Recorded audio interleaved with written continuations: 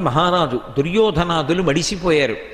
అటువంటి సమయంలో వాళ్ళ దగ్గర సెలవు తీసుకుని కృష్ణ పరమాత్మ బయలుదేరడానికి సిద్ధంగా ఉన్నారు. భాగవతంలో ఈ ఘట్టం అత్యంత ప్రాణప్రదమైనటువంటి ఘట్టం. దీన్ని చాలా తేలికగా తీసుకోవడానికి వీల్లేదు. ఎందుకంటే భాగవతంలో మెరుపులు ఉంటాయి. ఆ మెరుపుల్ని జాగ్రత్తగా పట్టుకోగలగాలి. కృష్ణ భగవానుడు రథానికి ఉండేటటువంటి ఆ స్తంభాన్ని ఒకదాన్ని చేయూతగా పట్టుకుని ఒక కాలు ఎత్తి రథానికి సంబంధించిన పాదపీఠం మీద ఉంచి కుంతి పాండవుల వద్ద సెలవు పుచ్చుకొని ఇక రథాన్ని అధిరోహించడానికి సిద్ధపడుతున్నాడు. ఈలోగా ఉత్తర పరుగు పరుగున వచ్చింది.